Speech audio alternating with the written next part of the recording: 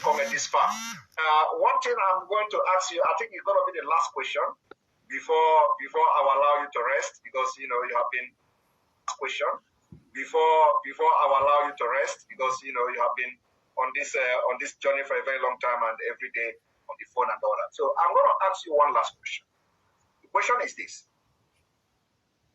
if from what I've just read now about the motion for Biafra independence at the UK Parliament, yes, the wording is that the Office of the Commonwealth must make sure they use their diplomatic power and ties to compel, though they did not use the word compel, but to compel Nigeria government to organize referendum for a possible freedom of Biafra.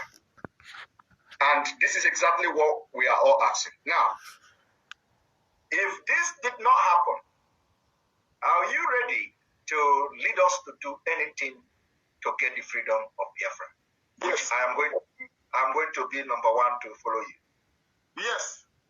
You think we're going to live like this, like a bunch of animals forever? Of course not. Of course not. They know it very well that we are coming, and I will come, and I'll bring hell with me. They understand it very well. You better give me Biafra now. If they do not give me Biafra now, the zoo, I'm making it very clear to the whole world so they understand what I'm saying very clearly.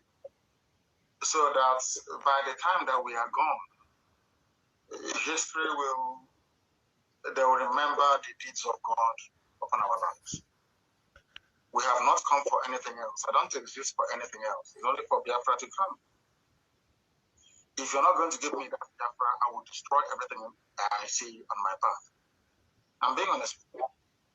There is no other outcome. Forget about all those speaking grammar and that's rubbish.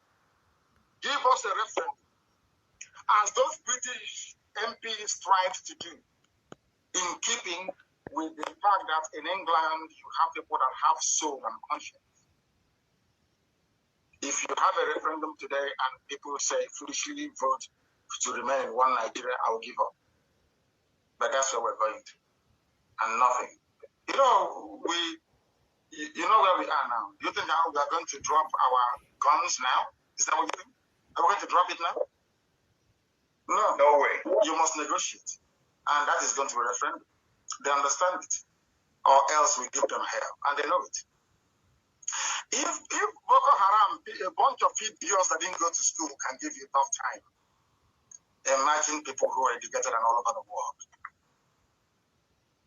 But as you know, with Pharaoh, their ears will be blocked. They'll be doing their janja with something. They will think, oh, we have Ohanese, we have George Obi, also we have the likes of Hope, which shall prevail. But you'll hear their stories soon as well. We're not going back. We have come.